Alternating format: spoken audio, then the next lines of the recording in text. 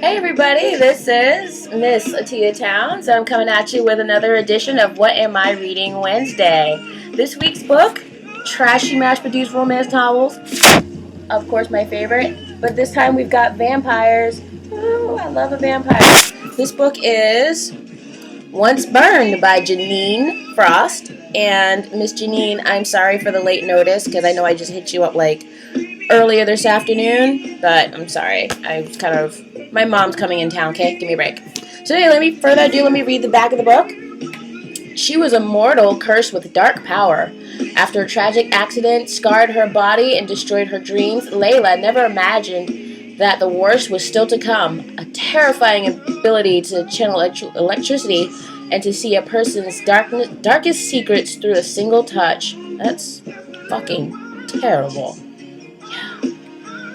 Layla is doomed to a life of solitude until creatures of the night kidnapped her, forcing her to reach out with a telepathic distress call to the world's most infamous vampire. He is the Prince of Night. Vlad Tepes inspired the greatest vampire legend of all. But whatever you do, don't call him Dracula. Vlad's ability to control fire makes him one of the most feared vampires in existence. But his enemies have found a new weapon against him, a beautiful mortal with powers to match his own. When Vlad and Layla meet, however, passion ignites, threatening to consume them. It will take everything they have to stop an enemy intent on burning them down in flames. Alright, this is obviously one for the ladies. Alright, ladies, the guy is this right here, this cover, does not do Jeanine's description of this guy any freaking justice. Not one bit, I swear to God. And anyone who's not a female and reading it, still, absolutely no justice whatsoever. So first off, gosh, my hair is a mess. Let's start off with Layla because the story is obviously about Layla. Layla is, of all things, a circus performer. She's an acrobat, and her sidekick is this midget named Frank, who is, unbeknownst to her, a vampire. A little short midget vampire. I just want to hug him and squeeze him and kiss him, and I will call him George. Yeah, so anyway, Frankie is, he's a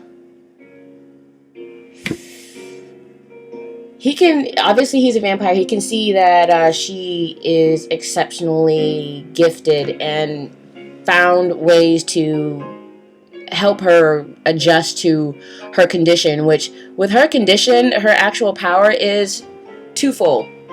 First things first, she, with her right hand, can shock the shit out of anybody. Just, like, touch you and, like, shock you to death. Like, zzz, oh, my God. I don't think that's cool at all. And then, if she's actually, if she, like, down charges herself, she can touch things, but she still has to cover herself with a glove. So basically, she's never had sex because this happened when she was, like, 12. So life for her must truly suck, right? Truly suck, right, Chewy? Yeah. I love that dog. Dumb as rocks, but so sweet. Anyway, so these vampires come out of nowhere and kidnap her while she's at practice, and they make her touch things. That is the second portion of her powers. They all have a history, and when she touches them, she can, like, follow, like, the history of that object.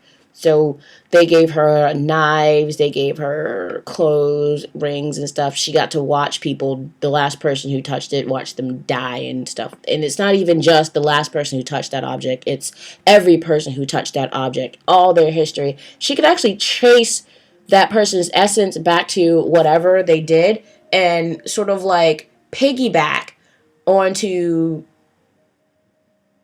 somebody else's essence. So, like, if the last person she touched, their essence was on it, you can actually find out what happened. It's like going back in the time. She can see the past, present, and future, by the way. Pretty awesome.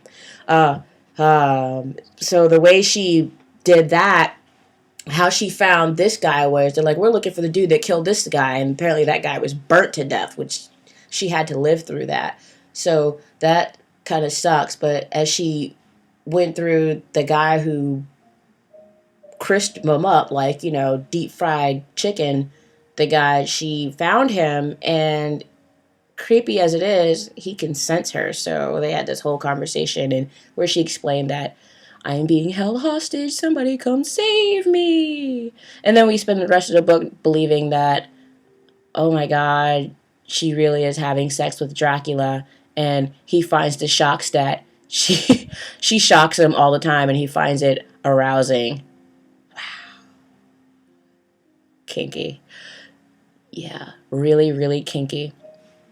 So, long story short, we come to find out that Vlad Tepes is being hunted by this guy, and all the people who kidnapped Layla were like his minions and stuff. And there's like several epic battles. One really big epic battle, and lots of explosions, and a lot of going back into history, and an amazingly ridiculous fire at a club, and all kinds of stuff. I really don't want to give much of this book away because it's actually pretty exciting, and I think I ate this book in like 2 days. No, I ate it in one. I really wish I wasn't reading books that like made me like eat them. I'll stop whatever it is I'm doing and like read them and read them and read them because they're so good and stuff, and sucks, man. It just fucking sucks. Anyway, I did enjoy this book. I enjoyed it immensely, and sadly enough, what is my pet peeve, children? It's a series. Grrr. I like at the end where she actually loses her power for a little bit. I'm not going to tell you how, but it's a problem. It is a serious problem because, I mean, if Vlad likes to be touched, like shocked and stuff, so how's he going to get his jollies off? That's me, my baser knowledge, thinking, yeah, get my rocks off. But the girl in me's like, oh, he's so sweet and dreamy. He really is dreamy. And like, really, just like, I will put my foot down. I mean it. You do that. You put your foot down. Meanwhile, I'm having like a spike in my libido. Like, oh, I love that manly shit. So, well, good. Well done, Jeaniene. Yes, well done, Jeaniene, on Once Burned. I actually am going to give out, which I haven't done, I think, in like about 2 weeks now, a full 2 thumbs. Where's my thumbs? There's my thumbs. A full 2 thumbs. I have no complaints about this book. None whatsoever. I think I saw like an actual editor, like an editor error in here. But other than this editor error, which I cannot for the life of me find right now, I think it was good. So if this ever goes out to print again, make sure they actually catch all that stuff. It's starting to become a pet peeve. The more reviews I do, the more errors in the books I find. And I'm just thinking that's really substandard. No bueno. No bueno whatsoever. All right, guys. That's it for this review. I want to try and keep my reviews under 10 minutes. Let's see how I'm doing on time. 8 minutes and 19 seconds. Awesome. So here's what I want you to do, fellas and ladies and everybody else. Jeaniene, thank you for giving me such a wonderful book to read. I want everyone else to hit me up on Gmail or on my blog. The blog is called remakingme-atiatowns.blogspot.com. Leave a comment there, or you can send me an email at atiya.townes@gmail.com. Always say, read a book, bitches, read a book. Next week, you're going to love this. Next week, we've got the second installment of E.L. James's 50 Shades. We're going with 50 Shades Darker. Yeah. 50 Shades Darker, which I've already read that book. I just have to wait till next week to review it. And there will be some other stuff going on. I want you guys to check out Friday's Friday Flash Fiction. Go ahead and check that out. I'm excited. You guys should be excited too. But that's it for this edition of What Am I Reading Wednesdays. Thoroughly enjoy this. Pick this up somewhere. Walmart, Borders, Amazon. Once Burned by Jeaniene Frost. Thank you. Over and out. Ow! Why do I do that? Ugh.